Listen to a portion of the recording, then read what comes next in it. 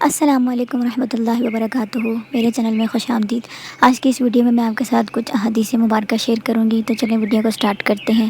اس سے پہلے میری آپ سب سے گزارش ہے کہ آپ میرے چینل کو ضرور سبسکرائب کریں اور اسے اپنے دوستوں کے ساتھ شیئر کریں۔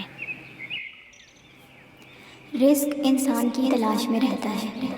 حضرت ابو درداء رضی اللہ تعالی عنہ کہتے ہیں کہ رسول اللہ صلی اللہ علیہ وسلم نے فرمایا ہے، رزق بندے کو اسی طرح ڈھونڈتا ہے جس طرح موت انسان کو ڈھونڈتی ہے۔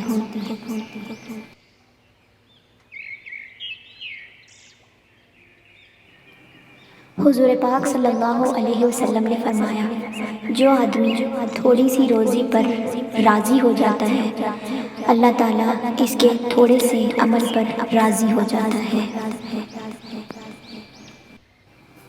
رسول اللہ صلی اللہ علیہ وسلم نے فرمایا، من ستر مسلما سترہ اللہ یوم القیامہ، جس نے کسی مسلمان کی پردہ پوشی کی، اللہ تعالیٰ قیامت کے دن اس کی پردہ پوشی کرے گا۔ حضرت ابو ہریرہ رضی اللہ تعالیٰ عنہ کہتے ہیں کہ رسول اللہ صلی اللہ علیہ وسلم نے فرمایا کہ اللہ تعالیٰ فرماتا ہے کہ جب میں کسی مومن بندے کی محبوب چیز اس دنیا سے اٹھا لیتا ہوں، پھر وہ ثواب کی نیت سے صبر کرے تو اس کا بدلہ جنت ہی ہے۔ نظر بد کے حوالے سے چند احادیث۔ رسول اللہ صلی اللہ علیہ وسلم نے فرمایا، نظر کا لگنا حق ہے۔ اگر کوئی چیز تقدیر پر سبقت لے جانے والی ہوتی تو وہ نظر ہوتی۔